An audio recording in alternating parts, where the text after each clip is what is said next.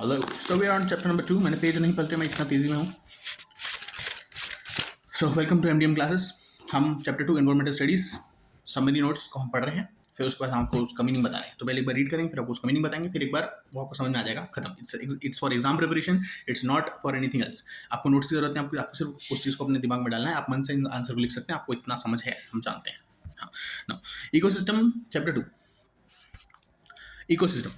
Ecosystem contains biotic or living parts as well as abiotic or non-living parts. The ecosystem is a structural and functional unit of ecology where the living organisms interact with each other in the surrounding environment. The biological, geochemical, physical processes that take place within an ecosystem is collectively referred to as functions of the ecosystem.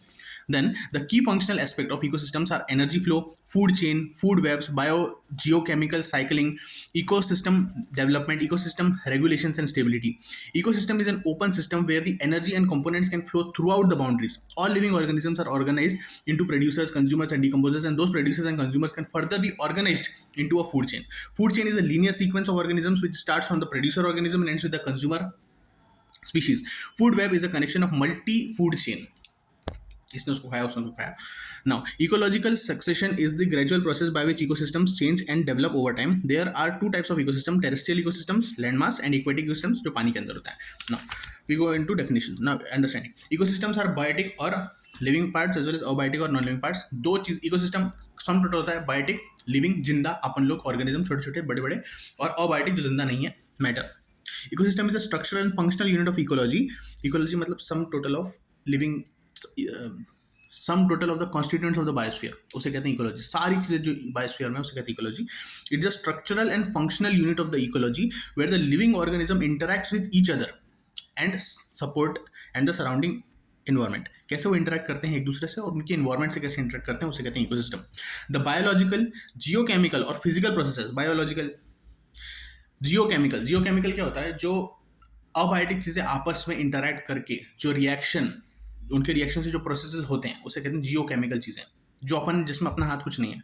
पहाड़ है इसीलिए ocean है, moon है इसीलिए Tide है, Tide है इसलिए temperature controlled है. वो अपने हाथ में नहीं है, वो जियोकेमिकल चीजें अपन नहीं कर रहे, वो नेचर खुद कर रहा है.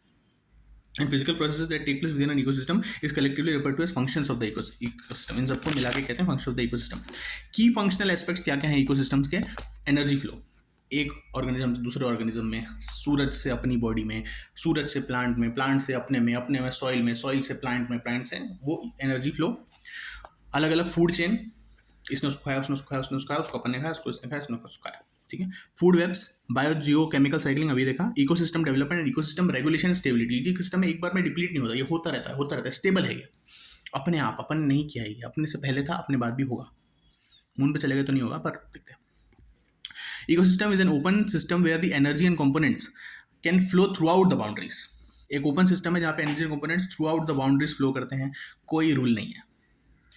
हाथी भी शेर को मार देता है, लेकिन फिर अगला हाथी फिर शेर को मार देता है. There are no boundaries.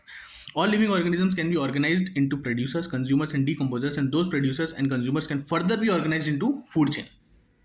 Okay, food chain is a linear sequence of organisms which start from producer organisms and with consumer decomposer species. Very simple. Food web is the connection of multi-food chain. Very simple. Ecological succession is the gradual process in which the ecosystem change and develop over time. Ecological succession क्या होता है? जब जो अपना ecosystem है वो change होता है और डेवलप होता रहता है ओवर टाइम. बहुत सारी स्पीशीज हैं जिन्होंने इवॉल्व कर लिया अपने आप को to live with the human. जो इन्होंने इवॉल्व नहीं किया वो नहीं है अभी यहाँ पे, वो स्पीशीज इस टाइम में नहीं है. जो स्पीशीज इवॉल्व नहीं कर पाती वो एक्सटिंक्ट हो जाती हैं, और जो अभी तक हैं वो धीरे धीरे उन्होंने अपने अंदर चेंजेस ला लिए हैं. तो कॉन्स्टेंटली चेंजिंग होती है, डेवलप होती रहती है ओवर टाइम.